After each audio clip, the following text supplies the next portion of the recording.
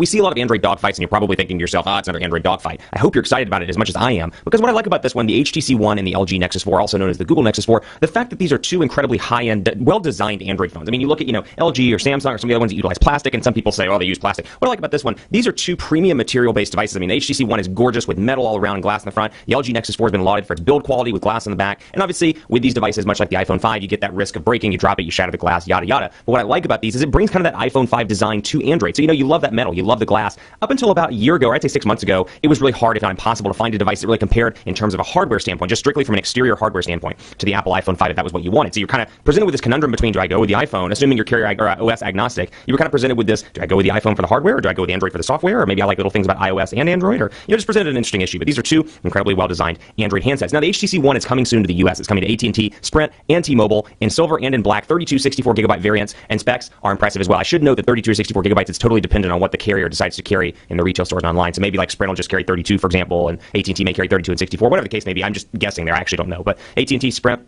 and T-Mobile. Specs-wise, 1.7 gigahertz quad-core Snapdragon 600 CPU, so it's utilizing the new Snapdragon architecture, and forgive me here while I pull this away. There we go. Utilizing the new Snapdragon architecture here. It's got a 4.7-inch 1080p HD display, so much like the Droid DNA, a beautiful display. It's a little bit smaller, but still a gorgeous display. What I like about 4.7 inches, I think for the mainstream, it fits a lot of people's needs in terms of size. Now, it's hard to say that in today's world, 4.7 inches is kind of on the smaller side, but realistically speaking, I think this is a device that's going to fit in a lot of people's hands. So travel-wise, I can make it to the top without any issue. And even though I have bigger hands, this is going to be a nice mid-sized device for a lot of people in comparison to something like a Galaxy Note 2 or an LG Optimus G Pro. Camera on the back, 4 ultra-pixel camera with 1080p HD recording, HTC Zoe capabilities. I utilize ultra-pixels because it is an HTC marketing buzzword, but what I use it for is because I really want to distinguish the difference between this camera and 4 megapixels or 8 megapixels, the traditional camera. HTC is working hard to revitalize the way people look at the camera, and I will tell you, I'm going to spoil it a little bit, the camera is incredible on the HTC One. Otherwise, 2 gigabytes of RAM, Android 4.1 with HTC Sense version 5, so the newest version of HTC Sense user interface. What I like about this, going to be available on multiple carriers in the US, so for that mainstream consumer that still buys their phones, and most people do, from the US carriers, there's a lot of marketing potential here and a lot to offer. And then here's the LG Nexus 4. This thing, packing some great specs. What's so great about this device? The price point. I mean, you can get this phone in 8 or 16 gigabyte variants, starting at $299 for the 8 gigabyte variant,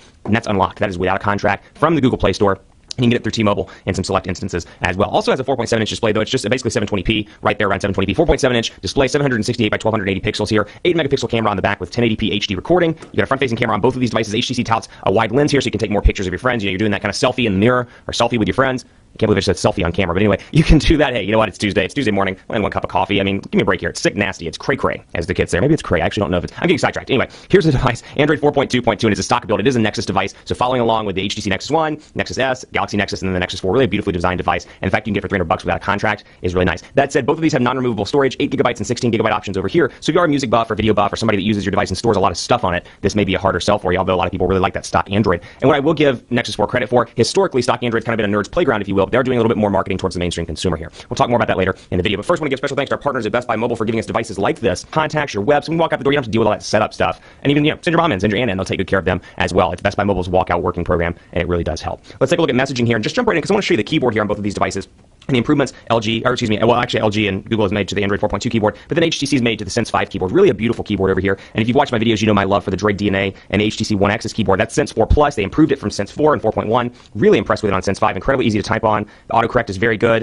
And you'll notice that across the board it uses a new system-wide font called Roboto. But 4.7 inches, decent size for most people. The thing you're going to find with HTC stuff, if you're used to working with HTC devices, this pesky little menu button down here at the bottom. I am getting a little bit sidetracked, but I want to show you that because this doubles up as your recent apps and doubles up as Google Now. It presents a challenge because the button's basically being used for a couple of different things. It can't be used for anything else. But the keyboard is good. The personalization is great here, much like Samsung's devices. You can personalize the text message look and feel, the background, the overall text box colors. And let's see, for example, Mr. Rogers, you can see I've got the blue text color here. Will you be my neighbor? Nope. What a mean guy.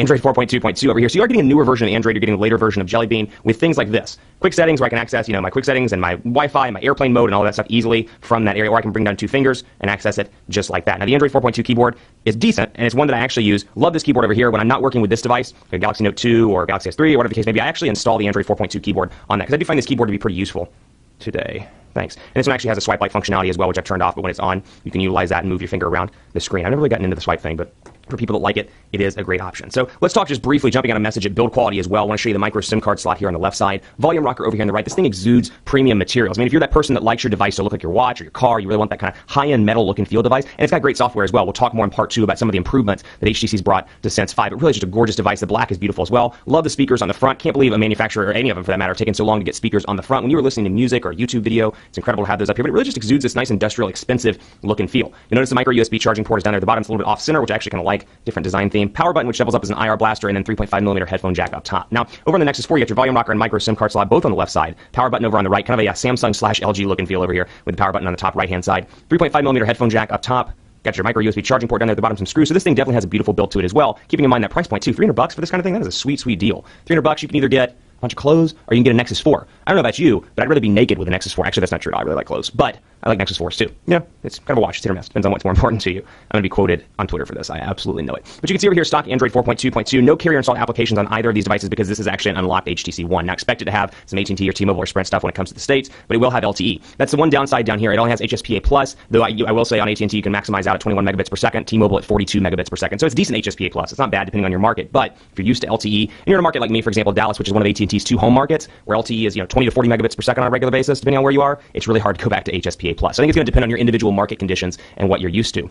With that said, really nice here. On-screen buttons, back, home, and recent applications, completely stock Google look and feel with your widgets up here, and you'll scroll back and forth right between your apps and your widgets here. And you can see all of the Google stuff. Chrome integration here, Currents, then you got Google Talk, of course, Google Play, all that different stuff, and then your widgets as well. Now we'll talk about the lock screens in part 2. I want to show you this one as well. HTC Sense 5, dramatically different in my opinion from HTC Sense 4, and actually both 4 and 3.5 and all the ones before that. So you got Blink Feed over here, which Blink Feed, think of it like Flipboard. You can aggregate your social media stuff, Twitter and Facebook, and what this is intended to be is something like, you're at the bus stop, you're in a cab, moving from one meeting to the other. You just want quick and easy glance at your information. You want to see Twitter, Facebook, you don't really want to go into the applications. This is really nice because you can easily do that. So out of the box, this is what it looks like. It's got Blink Feed popping up and then one home screen over here. So you got your weather clock up top, and just to refresh, you pull it down and you'll see that it's updating right now. Of course, this, for example, and you see it brings up the full Talk Android using this as an example, brings up a full image post, and I can read the text if I want to, but just for a quick and easy glance, it's really nice. Another thing I like a lot is that, if you want that traditional home screen look and feel, you got 4 additional home screens that you can go up to just by adding a panel. You got your widgets right here. It doesn't scroll over between apps and widgets as easily as the Nexus 4 does, but you can do a maximum of 4 home screens in addition to Blink Feed. You can't actually turn Blink Feed off or get rid of it. It does maximize one of those home screens. But that said, I find it particularly useful, but if you want it to be a home screen, as you see, like I have mine set up here, bam. All I do is unlock it, and it goes right to a traditional home screen. So you've got the options there. And again, Blink Feed is one of 2 things I find particularly useful on this device. And we'll talk about Photosphere here. So in part 2, camera, Photosphere, HTC Zoes, all that good stuff coming up in part 2 of a dogfight battle between the One and the Nexus 4. You're definitely going to want to stay